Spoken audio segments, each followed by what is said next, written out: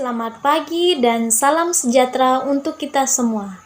Pada pagi hari ini, kita patut bersyukur dan berterima kasih kepada Tuhan karena masih diberikan nafas kehidupan hingga saat ini. Pada kesempatan ini, saya akan memberikan sedikit edukasi tentang DBD. Izinkan saya untuk memperkenalkan diri.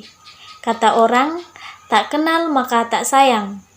Saya mahasiswa keperawatan dari kampus Universitas Citra Bangsa. Nama lengkap saya Frederika Jemita Leto, biasa dipanggil Mita, kelas Ali Jenjang semester 3.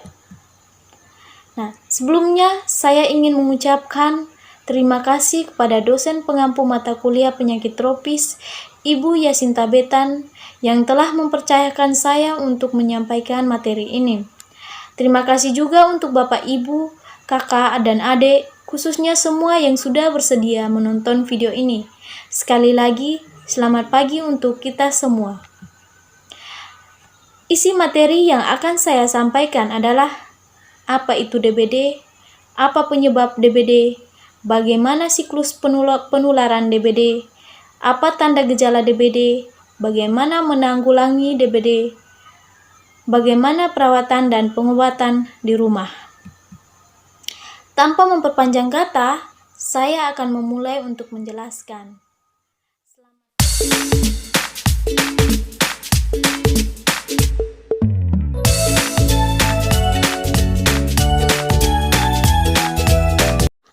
DBD atau demam berdarah dengue merupakan penyakit yang disebabkan oleh virus dengue yang ditularkan dari orang ke orang melalui gigitan nyamuk Aedes.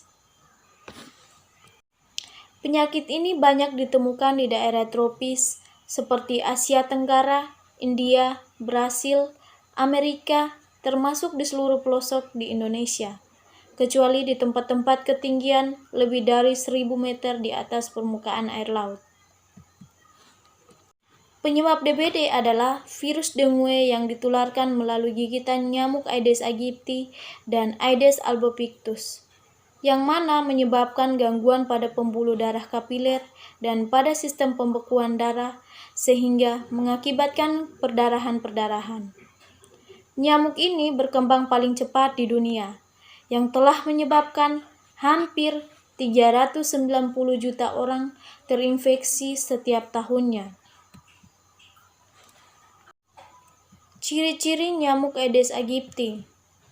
Ciri yang pertama, warna hitam dengan bercak putih pada badan dan kaki nyamuk. Ciri yang kedua, hidup dan berkembang biak di dalam rumah dan sekitarnya. Ciri yang ketiga, hidup pada pakaian yang digantung, kelambu, serta di tempat gelap dan lembab. Ciri yang keempat, biasanya menggigit di siang atau sore hari.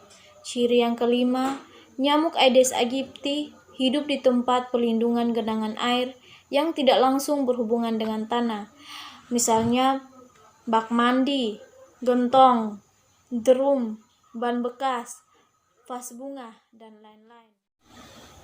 Bagaimana cara penularan DBD? Nah, penularan DBD dapat dilihat pada gambar di samping. Sumber penularan adalah penderita virema atau penderita yang mengandung virus dalam tubuhnya yang lamanya antara 4-7 hari, yaitu 1-2 hari sebelum demam sampai 3-5 hari setelah mulai demam. Nah, setelah nyamuk menghisap darah penderita viremia, maka virus akan berkembang biak dulu dalam tubuh nyamuk selama 8-10 hari. Setelah itu, baru dapat menularkan penyakitnya selama hidupnya.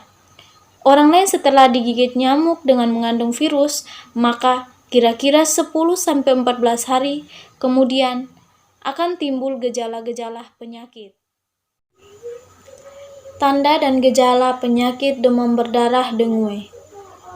Masa tunas atau inkubasi selama 3-15 hari sejak seseorang terserang virus dengue.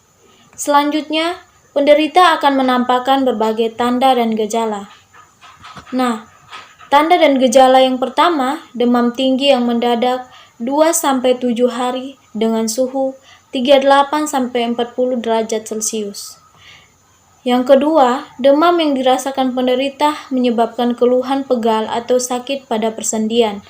Nah, yang ketiga, tampak lemah dan lesu. Yang keempat, sering terasa nyeri di ulu hati. Nah, yang kelima, munculnya bintik-bintik merah pada kulit akibat pecahnya pembuluh darah. Yang keenam, timbulnya beberapa gejala klinik yang menyertai seperti mual, muntah, penurunan nafsu makan, sakit perut, diare, menggigil, kejang, dan sakit kepala. Yang ketujuh, adanya bentuk perdarahan di kelopak mata bagian dalam atau konjungtiva, mimisan, buang air besar dengan kotoran berupa lendir bercampur darah.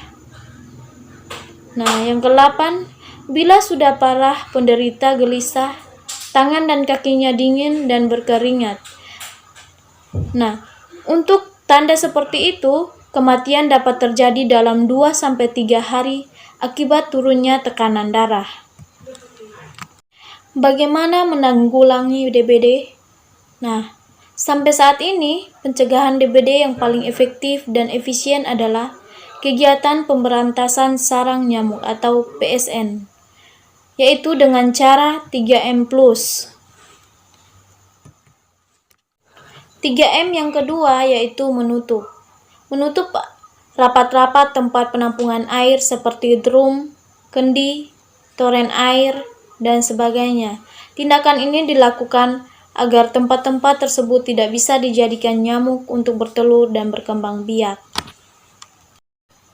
3M yang kedua, menutup rapat-rapat tempat penampung air seperti drum, kendi, toren air, dan sebagainya. Tindakan ini dilakukan agar tempat-tempat tersebut tidak dijadikan nyamuk untuk bertelur dan berkembang biak. M yang ketiga, menguburkan dan menyingkirkan barang-barang bekas yang dapat menampung air.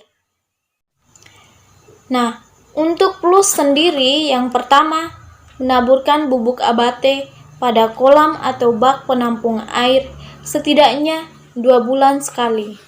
Takaran bubuk abate yaitu 1 gram abate per 10 liter air. Yang kedua, menggunakan obat nyamuk atau anti nyamuk, baik obat nyamuk bakar, semprot atau elektrik, dan krim pencegah nyamuk. Yang ketiga, melakukan pemasangan kawat kasah di lubang jendela atau ventilasi untuk mengurangi akses masuk nyamuk ke dalam rumah. Yang keempat, memelihara ikan cupang pemakan jentik nyamuk. Yang kelima, menanam tanaman pengusir nyamuk. Yang keenam, mengatur cahaya dan ventilasi dalam rumah.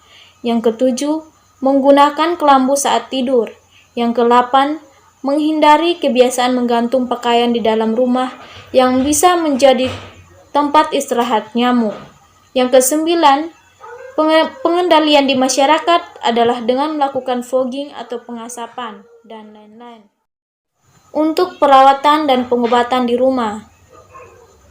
Cara pertolongan DBD yang pertama, memberi minum sebanyak-banyaknya. Yang kedua, memberi obat penurun panas. Yang ketiga, memberikan kompres. Yang keempat, segera bawa ke pelayanan kesehatan apabila penderita tampak gelisah, lemah, kaki dan tangan dingin, bibir pucat, dan denyut nadih lemah. Demikian materi dari saya.